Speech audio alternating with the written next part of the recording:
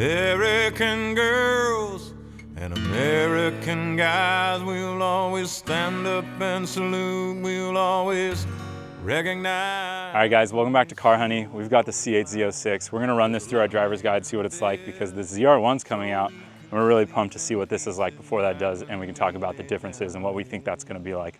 So we're gonna hop right into this and get going. Served in the army, we lost his right eye, but he flew a flag out in our yard till the day that he died. He wanted my mother, my brother, my sister. All right, we're gonna talk about handling first because I think that's the highlight of this car, despite the engine being amazing as it is. Like, we're going at a brisk pace right now, and I'm just kind of laid back chatting because the suspension's incredibly compliant. It's handling bumps. It's really high quality. You can tell they put a lot of engineering into the suspension. You don't feel weight shift. You don't feel anything out of the ordinary, which when we talk about the weight of this car is interesting because this is 60/40 and you don't feel any odd weight shifting. When you let off throttle, the car doesn't dive at all. Actually, and it's less balanced technically than a Cayman, and it still doesn't actually have any sort of steering shift or weight shift when you let off the throttle, which I find really fascinating. You do get a little bit of jacking in the suspension when you turn, and that's part of this kind of mid-range race car-y feel or experience when you're on the road. It is competent, confident, and conforms to the road despite being very stiff. So I'm really impressed with the suspension design in this car for an American supercar. This is a great handling car, period. It is an American car, but it is a great handling car, period. No asterisks, no given that it's American. I got to drive this car on track, and I can say even on PS4S's that were half worn, this car is incredibly easy to drive on track. It's such a balanced and powerful and controllable experience for 670 horsepower. And on that note, I want to talk about the powertrain. I want to talk about the engine. Yeah. I think most people watching this video understand, or at least have heard what this engine is about. It's a 5.5 liter flat plane crate V8, pumping out 670 horsepower and I think 470 foot-pounds of torque. Naturally aspirated, which is probably the most key point, is that this is the largest and most powerful naturally aspirated V8 ever engineered in a production car, which is really impressive. The power that it delivers, which you just kind of alluded to, is really manageable. I mean, we have traction control on the street and everything, and there are a few different modes for traction management, which I think is also another really impressive thing about this car. I think the traction management is the thing that makes me want the ZR1 or to experience the ZR1 the most, because I'm like, hey, they know what they're doing and it's gonna be able to keep you from dying in that car. Because this is a really great level of power so that you are never really scared of it, at least if you have experience driving fast cars. And there's a Miata behind me begging for more right now. Let's give him the beats. Classic Miata owner.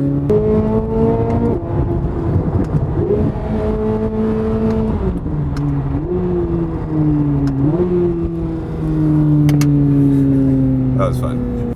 I think this is one of the areas where we're most excited for the ZR1, because for 670 horsepower, this is very controllable. Okay, it's missing maybe a little bit of spice and scary death factor that like a Ferrari of this power and weight get, and we did weigh this, so we are going to cut to that. A little more.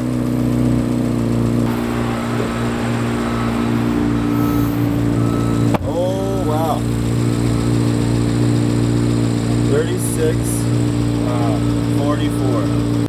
All right, so we got like 36, 44 pounds reported, super close to OEM. It's very close to OEM, but it has half a tank of gas and lighter wheels, which means carbon wheels, carbon ceramic brake kit. With a full tank of gas, you're probably looking closer to 37, but yeah, that's pretty good. Basically what we're saying is the power is awesome, it's really fun, but it's at that peak level of like trackability, usability, and you're never terrified of anything. And sometimes you really want that. So the ZR1's gonna give you the juice that a lot of people want or need to experience a rush, because a lot of us are numbed out, a little jaded to Dead inside. power levels, and need extra spice to make our lives a little fun. So that's what Ferrari does well. Yeah, if you are someone who needs power, this actually can disappoint just a little bit. But I don't want anyone to get us wrong as if we are saying this car isn't fast. We tested the 060, and I think you guys should see that. All right. All right. 060. 060 test. Reset your timer. Brake on. Got to reset the timer in the dash. Brake and on. We are going.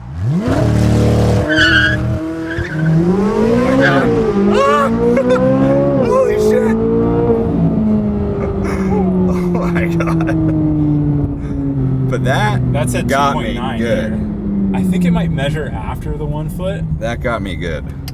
Okay, this is showing 3.26, and this is showing 2.9. Speaking of things that are fast, this video is sponsored by DriveLab Car Care, and this is our wash kit. It's the world's simplest wash kit that delivers professional results in minutes. The kit comes with everything you need and nothing you don't, because we created this specifically for car enthusiasts who wanted to protect and maintain their car's paint without having to be an expert. I shit you not, my 70-year-old mother is getting better results than a lot of detailers because these formulas are so easy to use and leave nothing behind. Plus, they shine and protect your paint and restore your car to looking brand new again with results that last and don't just fade in a day. Use the link in the description and CarHoney10 to get 10% off your first kit.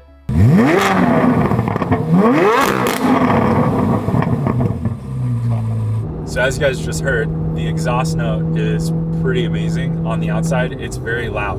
This car will hurt your ears if you're revving it and standing outside behind it. But on the inside, the exhaust note is a little bit quiet. Although it does come through, you do get the experience of the exhaust sound while you're driving. You're just also getting a lot of engine noise, a lot of valve train. You're also getting the acoustics of the exhaust internals and the burble come through, and a lot of road noise.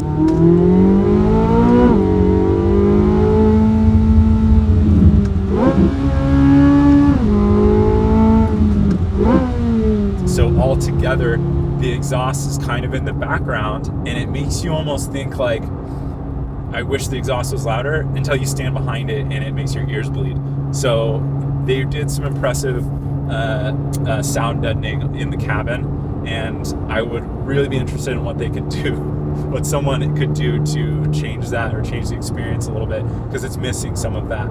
And you know, I really love when it comes to sound, like dramatic shift sounds, pops and gurgles, and this doesn't really do too much of that unless you're in auto mode. Like during the launch, I got, you know, because the computer is doing the shifting and it knows how to tune overrun a little bit better when it's doing the shifting, you get more drama. But generally when you're paddle shifting, and this is an 8-speed dual clutch transmission that is pretty quick, but it's also very smooth, you're not getting a lot of drama like, say, like a Ferrari would have, where it's kicking you in the butt literally.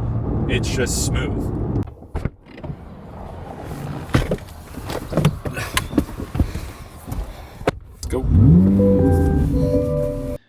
Let's talk about the driving position a little bit. Yeah, I like this driver's position. I like the cockpit. It's kind of narrow, and so it took me a little bit to adjust my seating position and the steering wheel position so that my elbows weren't knocking into my body. But other than that, I think it's a great driving position. You're low, but you still have a lot of visibility, except for the semi-truck blind spot in the rear quarter panel here from the engine bay cover, which is a little bit scary. One thing that's hard to miss is the obviously square steering wheel here, which, here's my take on that. If you're driving slow and you're like paying attention to it, it's kind of odd to just look at it, and it's sort of functionless in my mind. But when you're driving this car hard and you're like in the moment and doing what this car is meant to do, all of this goes away and it just doesn't matter, and it sort of feels fun and cool that it's unique. Tracking this and driving this hard, you actually have a lot of support without even having a harness or anything else to support you. So I'm a huge fan of these seats. Their hip and their lat side bolsters are wide enough for bigger guys like me. Super comfortable, really supportive, and great addition to the driving experience of this car. So I want to talk about steering as we move from touring mode into track modes. The general weight and sharpness of the steering increases and does feel excellent in this car, albeit at a lack of usable feedback, I'd say. There's some vibration feedback that you get that connects you a little bit to the road. But, you know, it is a modern electronic steering system. And like a lot of cars, it, you know, struggles to really give you that full feedback experience from hydraulic and other steering racks. So it's very controllable on track.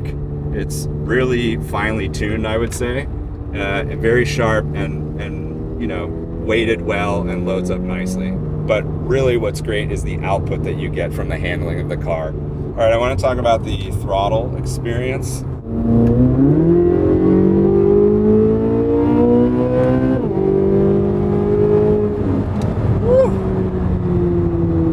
It's a light mid-light feel. Maybe feels a little bit cheap on whatever their method of providing that resistance is. But it has a great throw to it, maybe almost too long. The throttle mapping and the power delivery in relation to pedal position is very controllable. It was excellent on track. And so I liked that. So we've been testing the brakes out, and this is relevant to the pedal feel. We're discovering a dramatic difference between touring and track modes. Yeah, if you're in like a touring or a sport mode, the brake pedal bites and gives you extreme amount of brake force immediately when you touch the pedal. And it almost feels like that was designed for the track or to stop this beast of a car, but it's very sensitive. You have to be really precise to have a smooth driving experience.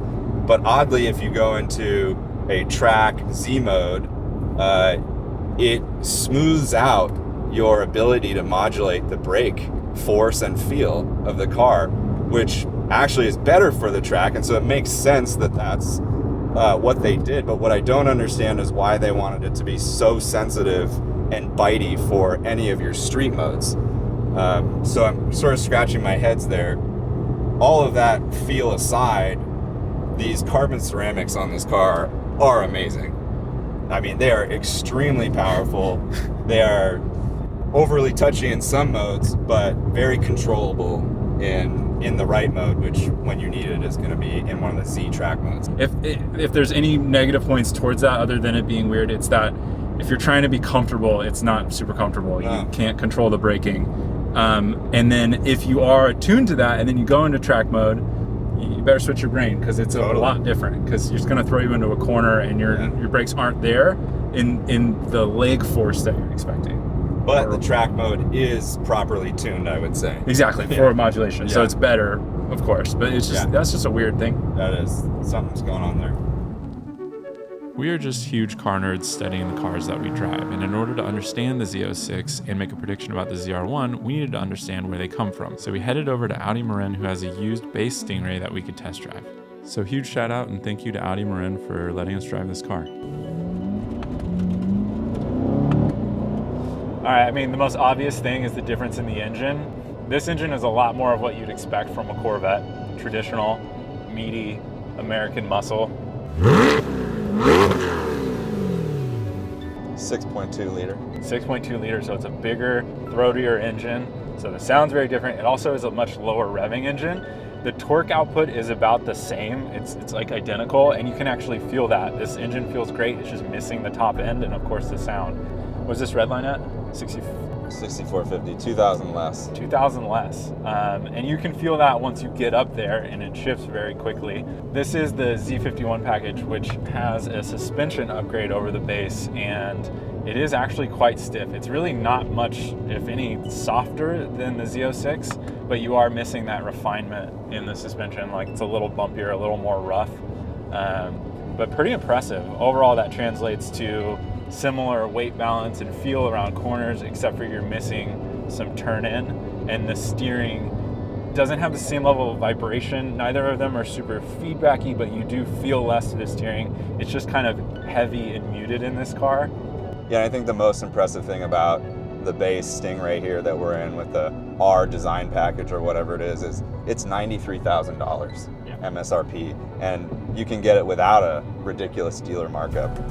This lineup is like the 911 lineup, where from the base all the way to the RS lineup, every car and every model in the lineup has an extremely good value proposition. And that's impressive for Chevy to have done this with the C8, but I think that they've done it all the way from base Stingray, Z06, and of course we're going to find out on the ZR1. Okay, so it is possible that some people have been thinking, is a ZR1 even necessary? Do we need to twin turbocharge this beautifully tuned 670 horsepower engine? And first of all, I say to that, this is America. It's not about necessary. And with the Z06's balanced, composed, maybe even slightly overweight, but impressively controlled chassis, 670 horsepower just doesn't feel that insane. In fact, it's quite tame sometimes. Whether you're on the street or the track, this might be the easiest car to drive fast that we've ever encountered. And while that's very impressive and it is a compliment, it's also a drawback. We're not saying this car isn't fun to drive and 670 horsepower isn't exhilarating.